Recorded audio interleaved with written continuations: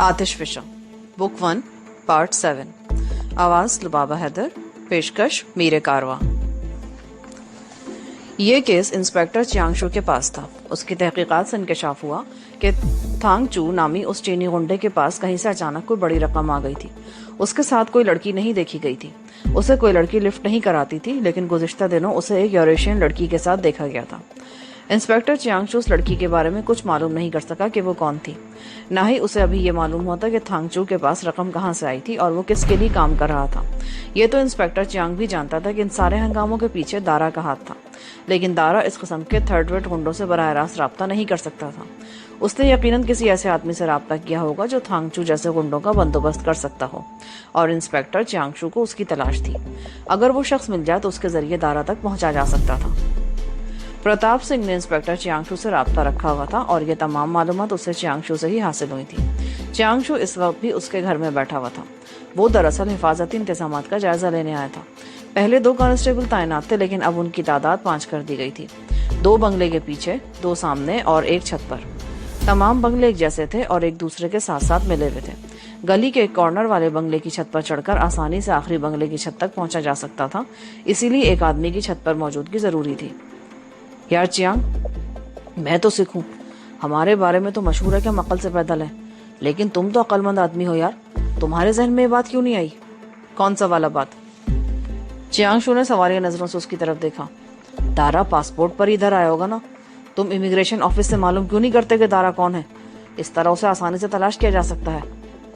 ये बात मेरे जहन में उसी रोज आया था जब आबिद अली और उसकी बीवी को कत्ल किया गया था। तुम्हें याद होगा, वजदान ने अपने बयान में दारा का जिक्र किया था, और फिर तुमने भी मुझे दारा के बारे में बताया था। मैंने दूसरे ही रोज इमिग्रेशन से राब्ता करके इस सिलसिले में मालूमात हासिल की थी, लेकिन इस नाम का कोई शख्स पिछले 2 हफ्तों के दौरान पाकिस्तान से यहाँ नहीं आया। मैंने होटलों और प्राइवेट गेस्ट हाउसेज में मुकीम उन पाकिस्तानियों के बारे में भी मालूमात हासिल की जो इस अरसे के दौरान पाकिस्तान से यहाँ आए थे, लेकिन दारा नाम का कोई शख्स यहाँ पे नहीं मिला। इसका मतलब है वो किसी और नाम से आया होगा। वो किसी भी नाम से आया हो, कानून से बचकर कहीं नहीं जा सकेगा। मैं हाथ पर हाथ रख के नहीं बैठा, मेरे आदमी उसकी तलाश में है। एक न एक दिन उसका पता चल ही जाएगा। अच्छा, अब मैं चलता हूँ। कोई गैर मामूली बात अपने आसपास महसूस करो तो मुझे फौरन इत्तला देना। इंस्पेक्टर चला गया और प्रताप अपने बेडरूम में आ गया। वजदान बेड पर किताबें फैलाए बैठा था। उसे पढ़ने का बेहद शौक था और प्रताप सिंह भी उसकी मदद करता था। वो रोजाना रात के खाने के बाद उसे 1-1.5 घंटा पढ़ाता था, लेकिन गुज़िश्ता 3 दिनों के दौरान में प्रताप ने महसूस किया था कि हालात वजदान के जहन को मुतासर करने लगे थे। किताब उसके सामने खुली होती, लेकिन उसकी नजरें कहीं और होती, जैसे खला में कुछ तलाश कर रहा हो। वो अक्सर जहनी तौर पर भी गैर हाजिर रहने लगा था। प्रताप सिंह उससे कोई सवाल पूछता तो वो इस तरह चौंक जाता जैसे नींद से बेदार हुआ हो। आज 3 दिन बाद वो अपना बस्ता खोलकर बैठा था। प्रताप सिंह भी उसके करीब बैठ गया। ओ यार काके, मुझे तो अफसोस हो रहा है कि तेरी पढ़ाई का बहुत हर्ज हो रहा है। मैं भी तुझे ज्यादा वक्त नहीं दे पाता। क्यों ना तुम्हारे लिए ट्यूटर रख दूं मैं। मुझे अब उन लोगों से डर लगने लगा है चाचा। पता नहीं ट्यूटर कौन हो, कैसा हो। वजदान ने जवाब दिया। प्रताप सिंह चौंक गया। अब वाकई हालात इस नहज पर पहुंच गए थे कि वो अपने साये से भी डरने लगा था। दरबार सिंह के कत्ल के बाद सिख बिरादरी के कई लोग पुरसे के लिए प्रताप सिंह के पास आते रहे थे, और कल उसके तीजे के सिलसिले में भी घर में भजन वगैरह का प्रोग्राम था। बहुत से लोग आए हुए थे और प्रताप ने महसूस किया था कि वजदान उन लोगों से अलग थलग ही रहा था और ज्यादातर वो अपने कमरे में बंद रहा था। प्रताप सिंह के ख्याल में ये सूरत हाल अच्छी नहीं थी। इसमें शुबा नहीं था कि वजदान खौफजदा था, लेकिन अगर खौफ उसके दिलो दिमाग में बैठ गया तो वो जिंदगी भर सहमा रहेगा, बुज़दिल बन जाएगा, किसी अजनबी का सामना नहीं कर सकेगा। जबकि वो उसके सीने में इंतकाम का लावा भरना चाहता था, और इंतकाम लेने के लिए हौसला और हिम्मत की जरूरत थी। वो उसे बेहौसला नहीं होने देगा, उसे बुज़दिल नहीं बनने देगा कि मारे खौफ के वो लोगों से मुंह छुपाता फिरे। किसी अजनबी का घर में आना तो मैं भी पसंद नहीं करूंगा, लेकिन मिस इज़ाबेल कैसी रहेगी? वही जो सामने वाली लेन के कोने वाले बंगले में रहती है। पर वो तो रिटायर हो चुकी है चाचा, वो मुझे कैसे पढ़ाएंगी? रिटायर हो चुकी है तो अच्छी बात है ना, अब वो बिल्कुल फारिग है, तुम्हारे लिए ज्यादा वक्त निकाल सकेगी। मैं सुबह इससे बात करूंगा। तुम्हें कोई एतराज तो नहीं है ना? नहीं चाचा, मिस इज़ाबेल बहुत अच्छी खातून है, वो अम्मी के पास भी आती थी। अगर वो राजी हो जाए तो मैं उनसे जरूर पढ़ूंगा। वैसे वो बहुत अच्छा पढ़ाती हैं। ठीक है, मैं कल ही बात करता हूँ उससे। मिस इज़ाबेल को भी गली के इस बंगले में रहते हुए 15 साल हो गए थे। प्रताप सिंह की बीवी जब जिंदा थी तो उसका आना जाना था, लेकिन उसके इंतकाल के बाद उसका आना जाना बंद हो गया था। अलबत्ता रास्ते में अक्सर मुलाकात होती रहती थी। मिस इज़ाबेल कॉन्वेंट स्कूल में टीचर थी। उसकी उम्र अगरचे 50 साल हो चुकी थी, लेकिन शादी नहीं की थी। उसकी माँ का इंतकाल तो उस वक्त हो गया था जब वो 11 बरस की थी। बाप ने कुछ अरसा तन्हाई काटी, फिर दूसरी शादी कर ली। इज़ाबेल की सौतेली माँ भी अंग्रेज औरत थी। इज़ाबेल के साथ उसका सलूक अच्छा नहीं था, और जब इज़ाबेल ग्रेजुएशन कर रही थी तो उसका बाप ड्यूटी के दौरान एक हादसे में हलाक हो गया। वो एक सरकारी महकमे में ऑफिसर था। उसके इंतकाल के बाद हुकूमत की तरफ से अच्छी खासी रकम मिली थी। वो रकम सौतेली माँ ने अपने कब्जे में कर ली और सब कुछ बेच बाच कर इंग्लैंड चली गई। इज़ाबेल बेयारो मददगार रह गई, लेकिन उसने हौसला नहीं हारा। वो कभी किसी रेस्टोरेंट में वेट्रेस का काम करती तो कभी किसी स्टोर पर सेल्स गर्ल की हैसियत से काम करने लगती। साथ साथ वो अपनी पढ़ाई भी जारी रखी हुई थी। ग्रेजुएशन के बाद उसे कॉन्वेंट स्कूल में टीचर की जॉब मिल गई। इस मुलाजमत के साथ वो पार्ट टाइम जॉब भी करती रही और रकम जमा करके उसने ये मकान खरीद लिया। वो 3-4 महीने पहले सर्विस के 25 साल मुकम्मल करने के बाद रिटायर हुई थी। वो अगरचे अपनी सर्विस मजीद जारी रख सकती थी, लेकिन अब वो थक गई थी। उसके पास इतनी जमा पूंजी थी कि बाकी जिंदगी आराम से गुजार सकती थी। 50 साल की होने के बावजूद उसकी सेहत काबिल रश्क थी। रंगत तो गोरी चिट्टी थी ही, चेहरे के नकूश उस उम्र में भी जाज़िबे नजर थे। प्रताप सिंह ने मिस इज़ाबेल से वजदान के लिए बात की तो थोड़ी सी हिचकिचाहट के बाद वो तैयार हो गई। वक्त का इंतखाब उसने मिस इज़ाबेल पर ही छोड़ दिया और इज़ाबेल ने सुबह का वक्त का इंतखाब किया, और ये तय हुआ कि वो अगले रोज से वजदान को पढ़ाना शुरू कर देगी। प्रताप सिंह ने जब मिस इज़ाबेल से बात की तो उस वक्त सुबह के 9 बज रहे थे। जब वो वापस आया तो वजदान लॉन में पाइप से पौधों को पानी दे रहा था। वो भी सुबह जल्दी उठ जाया करता था। लो भी काके, वो तेरी उस्तानी का बंदोबस्त तो हो गया, वो कल से तुझे पढ़ाना शुरू कर देगी। अच्छा, अब मैं नाश्ता तैयार कर लूं, तुझे भी तो भूख लग रही होगी। प्रताप सिंह कहता हुआ किचन में घुस गया और फिर उसके आधे घंटे बाद ही वो मेज पर बैठे नाश्ता कर रहे थे। इस दौरान में फोन की घंटी बजी। प्रताप ने अपनी जगह से उठकर फोन का रिसीवर उठाया। मिस्टर प्रताप सिंह, तुम मुझसे वाकिफ नहीं हो, लेकिन मैं तुम्हें अच्छी तरह जानता हूँ। तुमने अपने ऊपर गैर जरूरी जिम्मेदारियों का बोझ लाद रखा है। बेहतर है कि अपना कुछ बोझ हल्का कर दो। मैं समझा नहीं, कौन हो तुम? प्रताप ने यह आवाज पहली मर्तबा सुनी थी। वो जो कोई भी था, बात टूटी फूटी उर्दू में कर रहा था। लहजा उर्दू नहीं था, बल्कि चीनी लहजे की झलक नुमाया थी। तुम मुझे अपना दोस्त भी नहीं कह सकते, लेकिन तुम्हें दोस्ताना मशवरा मेरा है कि आबिद अली के बेटे की सरपरस्ती से हाथ उठा लो और उस लड़के को हमारे हवाले कर दो। मैं तुम्हें सोचने के लिए 12 घंटे की मोहलत दे रहा हूँ। रात 9 बजे फिर फोन करूंगा। अगर तुम इस लड़के को हमारे हवाले कर दो तो मुस्तकबिल में बहुत सी मुसीबतों से बच जाओगे, वरना मैं तुम्हारी जिंदगी जीर्ण कर दूंगा। ओहो, प्रताप ने कहा। उसने अपनी आवाज धीमी रखी ताकि वजदान उनकी बातें न सुन ले। तो तुम वही हो जिसने उस रात वजदान को मेरे घर से अगवा करने की कोशिश की थी? तुमने अंदाजा लगा लिया होगा कि प्रताप सिंह ना तो बुज़दिल है और ना ही गाफिल। मेरा एक आदमी तुम्हारी वजह से मारा गया और दूसरा मफलूज हो गया है। मैं तो खुद तुम्हारी तलाश में हूँ। अगर मुझे पता चल जाए कि तुम कौन हो तो मैं पाताल से भी तुम्हें ढूंढ निकालूंगा और तुम्हारा वो हशर करूंगा कि दुनिया याद रखेगी। अगर तुम्हें मेरे बारे में मालूम हो भी जाए तो तुम जिंदगी के आखिरी सांस तक मुझे तलाश नहीं कर सकोगे। लेकिन मेरा ख्याल है बातों में वक्त ज़ाया करने की जरूरत नहीं है। उस लड़के से तुम्हारा कोई रिश्ता तो है नहीं, इसलिए क्यों उसके लिए अपनी जिंदगी दांव पर लगा रहे हो? उस लड़के को हमारे हवाले कर दो। हमारी तुम्हारी कोई दुश्मनी नहीं है। मेरे घर पे हमला करके और मेरे बंदे को मारकर दुश्मनी तो तुमने खुद ही मोल ली है। तुम पंजाब के जाटों को नहीं जानते। वो दोस्ती में अपनी जान दे देते हैं और दुश्मनी में उस वक्त तक चैन से नहीं बैठते जब तक अपने दुश्मन को मौत के घाट ना उतार दें। जाट दोस्ती में भी इंतहा पसंद होता है और दुश्मनी में भी। और तुम इस बच्चे को लावारिस मत समझो। जब तक मैं जिंदा हूँ कोई उसका बाल भी बाका नहीं कर सकता, और तुम्हारे लिए तो बच्चा डेथ वारंट की हैसियत रखता है। तुम नहीं बच सकोगे। मैं तुम्हें सोचने के लिए रात 9 बजे तक का वक्त दे चुका हूँ। अगर तुमने अकलमंदी का सबूत देते हुए मुस्बत फैसला किया तो बहुत सी मुसीबतों से बच जाओगे। बसूरत दीगर पूरे सिंगापुर की पुलिस भी तुम्हारे इस लड़के को नहीं बचा सकेगी। प्रताप कुछ कहना चाहता था, लेकिन दूसरी तरफ से लाइन काट दी गई। उसने भी रिसीवर रख दिया और दोबारा नाश्ते पे की मेज पर आ गया। कौन था चाचा? वो था कोई पागल दा पुत्र। कह रहा था मैं हिंदुस्तान से आया हूँ, इत्थे को रोजगार नहीं मिला। आपकी खुदा तरसी की बड़ी तारीफ सुनी है। मुझे या तो को रोजगार दिला दो या थोड़ी सी माली मदद कर दो। अब तुम ही बताओ काके, खुदा तरसी करके किस किस की मदद करता रहूं? पैसा को आसानी से नहीं कमाया जाता। ये लोग तो मुंह उठाए चले आते हैं, समझते हैं सिंगापुर में दौलत की बारिश होती है, यहाँ आते ही नोटों की बोरियां भरनी शुरू कर देंगे। अरे भाई, परदेश में आए हो तो मेहनत करो और कमाओ, दूसरों के सामने हाथ क्यों फैलाते हो? तुम्हारी बातें सुनकर वो तो बहुत मायूस हुआ होगा चाचा। तुम्हें उसकी थोड़ी सी मदद कर देनी चाहिए थी। वैसे ये दोस्ती और दुश्मनी की क्या बात थी चाचा?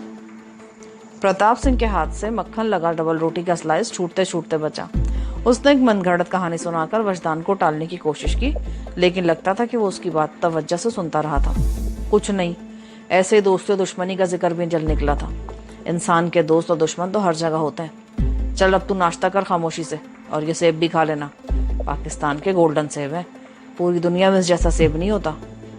वैसे ये दुश्मनी बहुत बुरी चीज होती है चाचा। उस दारा की भी मेरे डैडी से पुरानी दुश्मनी थी ना। मेरे डैडी मुझे और मम्मी को लेकर उसके डर से अपना वतन छोड़कर यहाँ आ गए थे, पर वो यहाँ भी पहुंच गया और उसने मम्मी डैडी को कत्ल कर दिया। मैं उस खौफनाक मंजर को कभी नहीं भूल सकूंगा चाचा। प्रताप सिंह उसकी बात सुनकर सन्नाटे में आ गया। उसके दिमाग में धमाके से होने लगे। वजदान को सब कुछ कैसे मालूम हुआ? वो सोचने लगा, वो तुझे सब कुछ कैसे पता चला?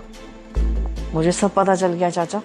कल शाम जब तुम घर पे नहीं थे तो मैं अपने और तुम्हारे बिस्तरों की चादरें दुरुस्त कर रहा था, तो तुम्हारे तकिए के नीचे से एक पुरानी डायरी रखी थी। उस पर मेरे डैडी का नाम लिखा था। मैं वो डायरी पढ़ने लगा। उससे मुझे सब कुछ मालूम हो गया कि मेरी मम्मी और डैडी को किसने और क्यों कत्ल किया। मैंने वो डायरी दोबारा तकिए के नीचे रख दी थी। कल रात जब तुम सो गए थे तो मैं देर तक जागता रहा। अब मेरे दिल से सारा खौफ निकल गया चाचा। अब मेरे अंदर एक नया हौसला पैदा हो चुका है। मैंने जिंदगी का एक मकसद भी मुतय्यन कर लिया है, और वो मकसद है अपने माँ बाप के दुश्मनों को तलाश करना और उन्हें मौत के घाट उतारना। अब मैं बुज़दिलों की तरह छुप कर नहीं बैठूंगा। प्रताप सिंह गहरी नजरों से उसके चेहरे को तक रहा था। पहले वो सोच रहा था कि उसने हिमाकत की कि आबिद अली की डायरी को इस तरह तकिए के नीचे रख छोड़ा, लेकिन अब इस हिमाकत पर उसे कोई अफसोस नहीं था।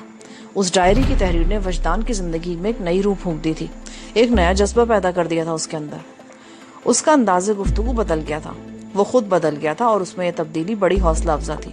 वजदान के चेहरे की तरफ देखते हुए वो यकायक उसे अपनी उम्र से बड़ा लगने लगा। वो गहरा सांस लेते हुए बोला, घर में इस तरह छुपकर बैठना बुज़दिली नहीं है पुत्र। तुम अभी छोटे हो, उन लोगों का मुकाबला नहीं कर सकते। एहतियात का तकाजा है कि तुम अभी उनकी नजरों से उछली रहो। तुम जानते हो तुम्हें भी कत्ल करना चाहते हैं और मौके की ताक में है। मैं नहीं चाहता कि उन्हें ऐसा कोई मौका मिले। मैं जो हूँ, मेरे होते हुए तुम्हारे करीब भी नहीं फटक सकते। तुम अभी खाओ पियो, अपने अंदर जान पैदा करो। इस जज्बे को अपने सीने में परवान चढ़ाते रहो जिसने आज तुम्हारे अंदर एक नया हौसला पैदा किया है। इसके अलावा बाकी सब मुझ पे छोड़ दो। पर मैं घर में कब तक बंद रहूंगा चाचा? बस चंद दिन की बात है।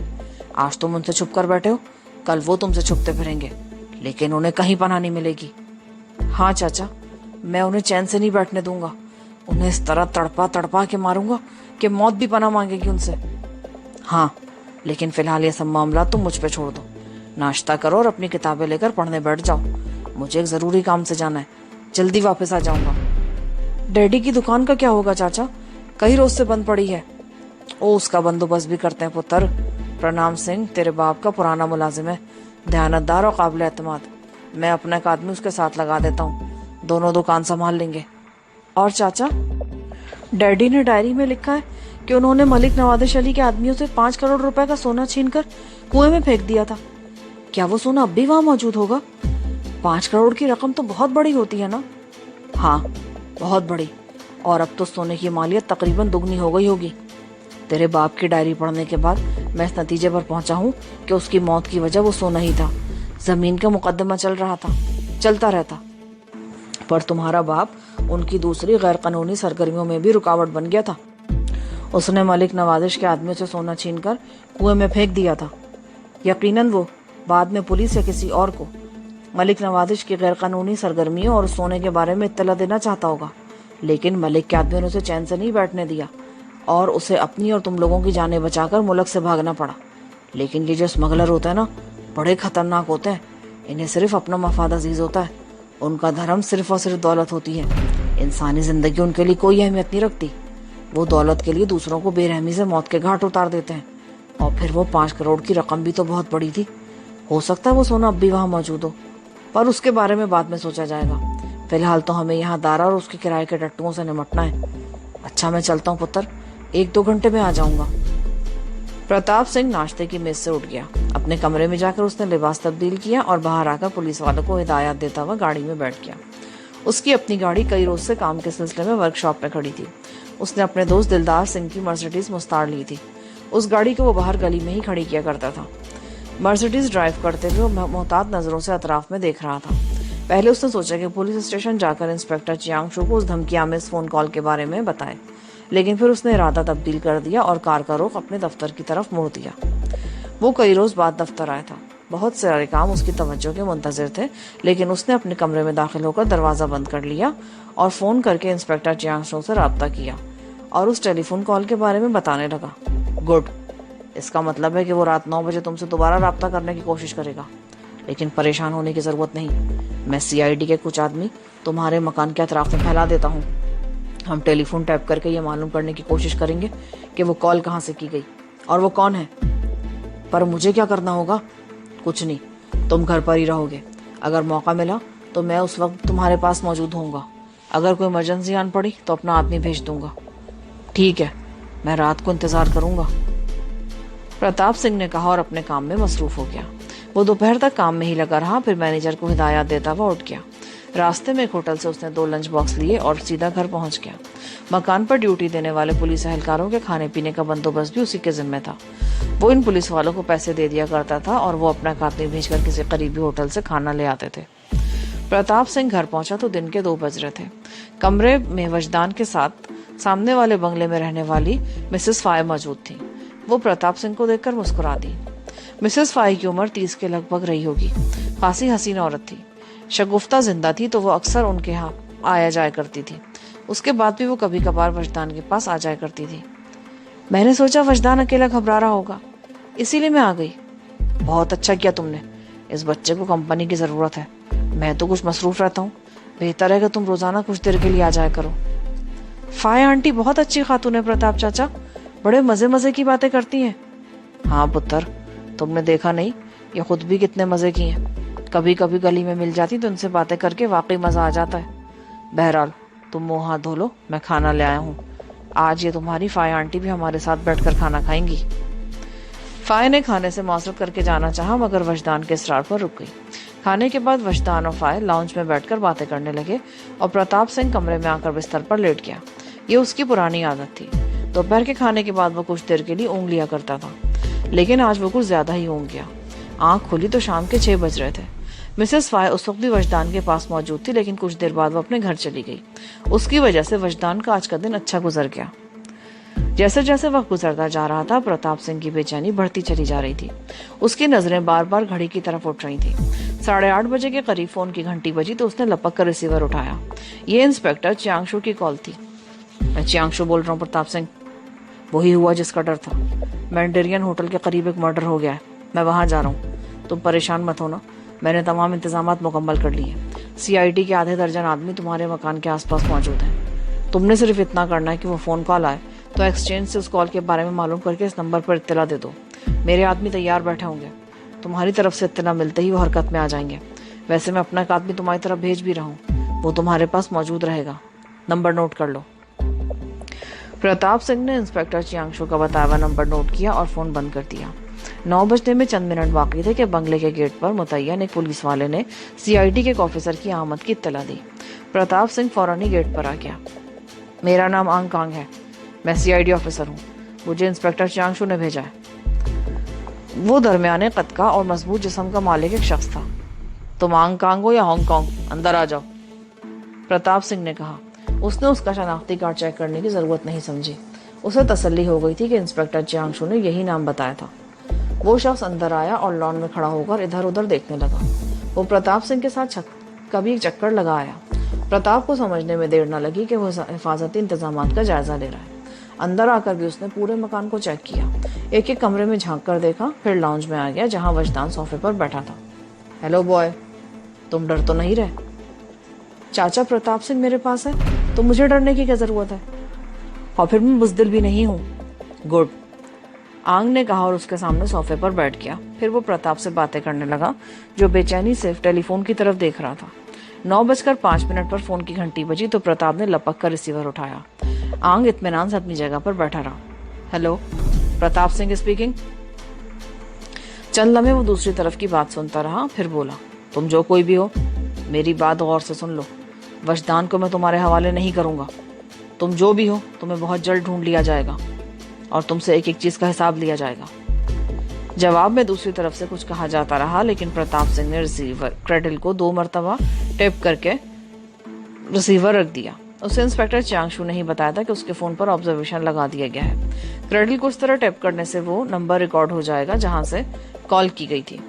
नंबर मालूम करने के लिए टेलीफोन एक्सचेंज से राब्ता करना जरूरी था। उसने इस मकसद के लिए फोन उठाया ही था कि आंग एक झटके से खड़ा हो गया।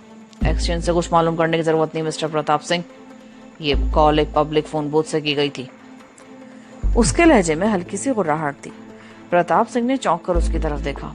आंग के हाथ में पिस्टल था जिस पर साइलेंसर लगा हुआ था और पिस्तौल का रुख वजदान के सीने की तरफ था। वजदान के मुंह से हल्की सी चीख निकल गई। वो उठकर खड़ा हो गया। आंग ने एक जोरदार थप्पड़ उसे रसीद किया। वो चीखता हुआ सोफे पर ढेर हो गया। प्रताप सिंह के दिमाग में धमाके होने लगे। उसे समझने में देर न लगी कि वो सीआईडी का ऑफिसर आंगकांग नहीं है। उसने हाथ में पकड़ा हुआ रिसीवर रख दिया और आंगकांग की तरफ बढ़ा।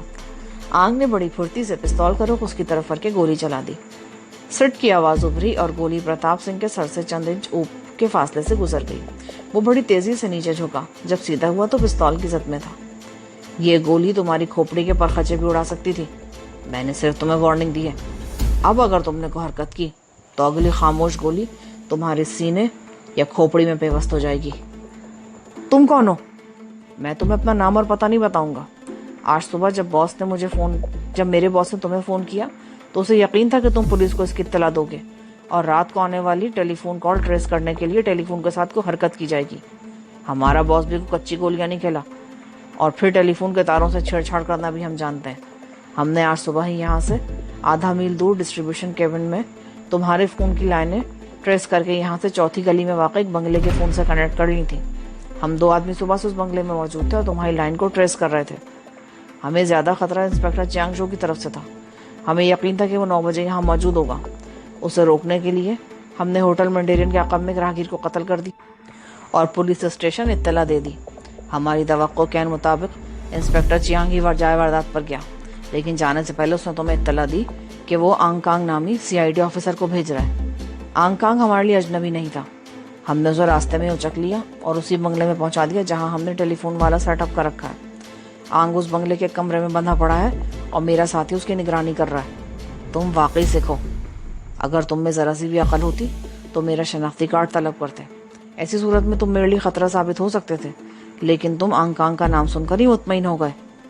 हाँ, यह हिमाकत मुझसे हो गई थी कि मैंने तुम्हारा शनाख्ती कार्ड चेक नहीं किया, लेकिन क्या तुम यहाँ से वाकई जिंदा वापस जा सकोगे? मुझे कोई नहीं रोक सकेगा। यहाँ आते ही मैंने हिफाजती इंतजाम का जायजा ले लिया था और ये बात मेरे लिए बाइस इत्मीनान थी कि घर के अंदर तुम्हारे सिवा और कोई नहीं। बाहर के मुलाजमीन मुझे नहीं रोक सकते। ये तुम्हारी खुशफहमी है। यहाँ से जिंदा वापस चले जाओगे तुम। प्रताप ने उसके पिस्तौल वाले हाथ की तरफ देखते हुए कहा। वो उसे बातों में लगाकर किसी मौके की तलाश में था, लेकिन आंगकांग खासा मोहतात वाक़ हुआ था। वो भी उसकी एक ही हरकत पर नजर रखे हुए था। मुझे इस लड़के को कत्ल करने का हुक्म दिया गया था। मैं इस वक्त बड़ी आसानी से गोली मार सकता हूँ इसको, लेकिन मैं इसे यहाँ कत्ल नहीं करूँगा। अगर यहाँ कत्ल कर दिया तो फिर मेरा निकलना मुमकिन नहीं होगा आसानी से। ये लड़का इस वक्त तक मेरी ज़िंदगी की ज़मानत है। मैं इसे ढाल बनाकर यहाँ से बाहर निकलूँगा और तुम भी मेरे साथ चलोगे। बाहर गली में तुम्हारी गाड़ी खड़ी है, तुम गाड़ी ड्राइव करोगे। ये बात जहन नशीन कर लो कि अगर बाहर किसी ने कोई होशियारी दिखाने की कोशिश की तो मेरे पिस्तौल की खामोश गोली इस लड़के की ज़िंदगी का खात्मा कर देगी। चलो बाहर चलो। आंगकांग ने बड़ी फुर्ती से पोजीशन बदलकर सोफे पर पड़े हुए वजदान को बाजू से पकड़कर उठा दिया। खौफ और दहशत से वजदान की आंखें फटी पड़ रही थीं। आंग ने एक हाथ से उसे गिरफ्त में लिया और दूसरे हाथ में पिस्तौल पकड़कर उसकी कनपट्टी से लगा दिया। प्रताप सिंह चंदा में उसकी तरफ देखता रहा, फिर दरवाजे की तरफ बढ़ गया।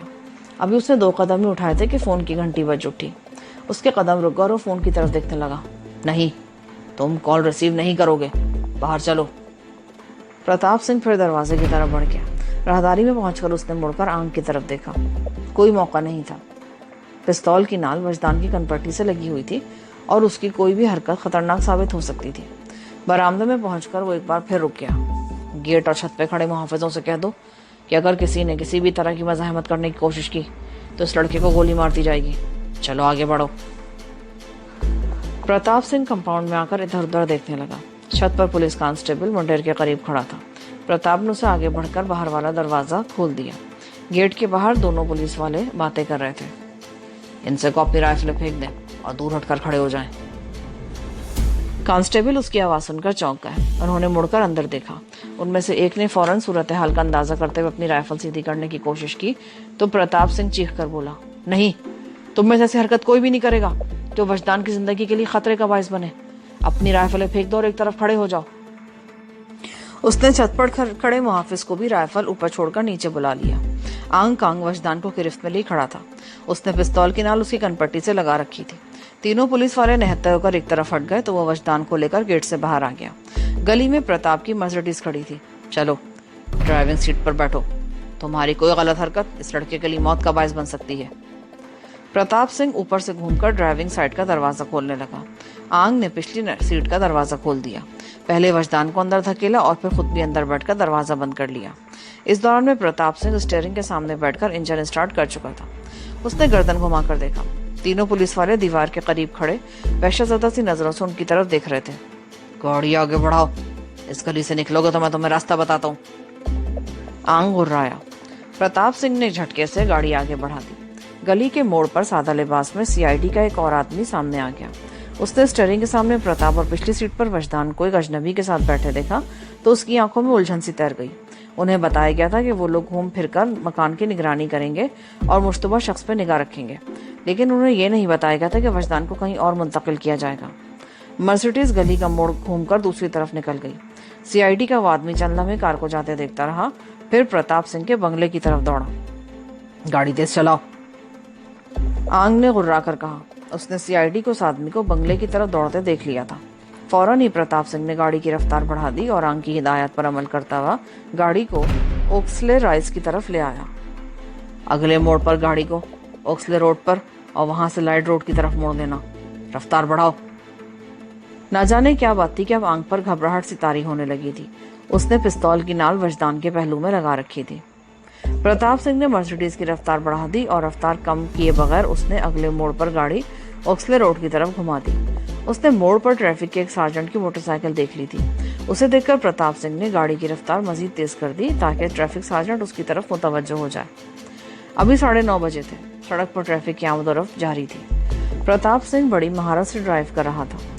ट्रैफिक सार्जेंट की मोटरसाइकिल भी बड़ी तेज रफ्तारी से उसके पीछे आ रही थी। आंग ने भी उसे देख लिया था। इस मोटरसाइकिल से पीछा छुड़ाओ, गाड़ी को लाइट्स गार्डन की तरफ मोड़ दो। उसने पीछे मुड़कर देखा। मोटरसाइकिल करीब आ रही थी और मोटरसाइकिल से पीछा छुड़ाने के लिए उसने पिस्तौल वाला हाथ ऊपर उठाकर ट्रिगर दबा दिया। गोली अकबी विंडस्क्रीन तोड़ती हुई मोटरसाइकिल सवार सार्जेंट के पैर पर लगी। मोटरसाइकिल बेकाबू होकर सड़क पर लुढ़क गई। वजदान खौफजदा था, लेकिन आंग ने जैसे ही उसके पहलू से पिस्तौल हटाया उसके दिमाग में झमाका सा हुआ। उसने वो कुछ कर दिखाया जिसकी उसे तवक्को नहीं की जा सकती थी। मोटरसाइकिल सवार पर गोली चलाकर आंग अभी पीछे की तरफ झुका हुआ ही था कि वजदान ने दोनों हाथों से उसके पिस्तौल वाले हाथ की कलाई पकड़ ली और दांत उसके बाजू में गाड़ दिए।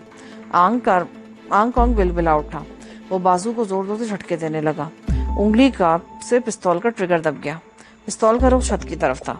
गोली छत में सुराख करते हुए बाहर निकल गई। प्रताप सिंह ने सूरत हाल देखी तो लम्हे भर को बदहवास हो गया। इसी बदहवासी में गाड़ी बेकाबू हो गई। उसने ब्रेक पैडल दबा दिया और स्टीयरिंग छोड़कर सीट के ऊपर से झुक गया और आंग की गर्दन में बाजू डालकर उसे पूरी कुव्वत से पीछे की तरफ खींचने लगा। पिस्तौल से एक और गोली निकली। ये गोली अकबी स्क्रीन को तोड़ती हुई निकल गई थी। वजदान ने दांतों से आंग का बाजू भंभोर डाला। पिस्तौल आंग के हाथ से छूटकर नीचे गिरा। उसके बाजू से खून बह रहा था। वजदान उसे बुरी तरह दांतों से भंभोड़ रहा था। दूसरी तरफ प्रताप ने उसकी गर्दन को बाजू की लपेट में ले रखा था। उसे अपना सांस घुटता हुआ महसूस हो रहा था। मर्सिडीज सड़क पर लहराने लगी। वो सामने से आने वाले ट्रक से टकराते टकराते बची और लहराती हुई सड़क से उतरकर एक दरख्त से टकरा गई। आंग ने तकलीफ के बावजूद बाजू को जोर जोर से झटके दिए। वजदान ने एक मरतबा फिर उसे जोर से काटा और उसके बाजू से दांत हटा लिए। उसके मुंह में खून भर गया था और वो मतली सी महसूस करने लगा।